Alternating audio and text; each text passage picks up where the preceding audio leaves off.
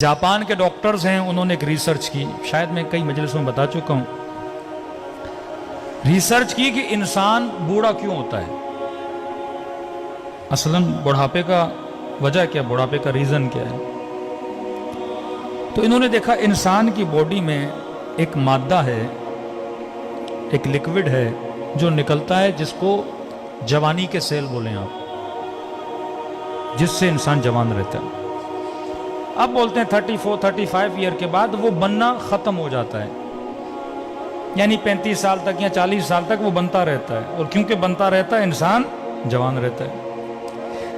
अब वो बनना खत्म हो जाता है, जैसे वो बनना खत्म हो जाता है इंसान बूढ़ा होना शुरू हो जाता है, बाल सफेद होना शुरू हो जाते हैं, खाल पे झुर्रियां आना शुरू हो जाती हैं, घुटनों में तकलीफ होना शुरू हो जाती है। तो अगर इमाम ज़माना आज तक जिंदा हैं तो मेडिकली कोई रीजन है ना। अल्लाह जो भी करता है असबाब के जरिए करता है ना। हमारा वो मटीरियल और मादा खत्म हो जाता है, मौला का खत्म ही नहीं हो रहा।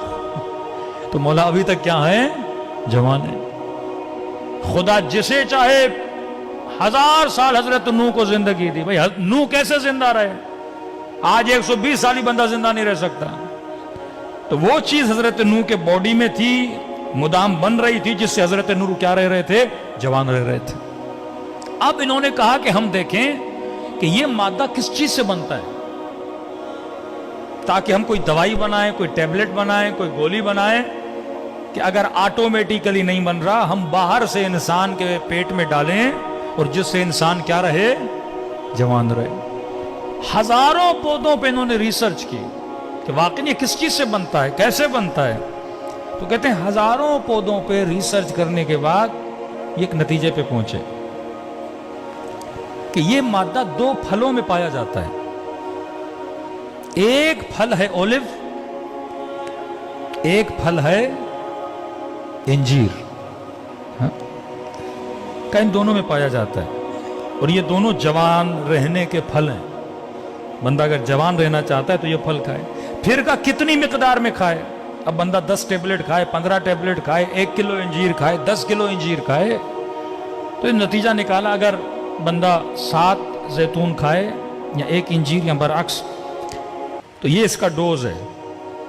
अब इन्होंने रिसर्च की, ये रिसर्च पहुंची मिस्र के एक कुरानियात पे काम करने वाले बंदे पर।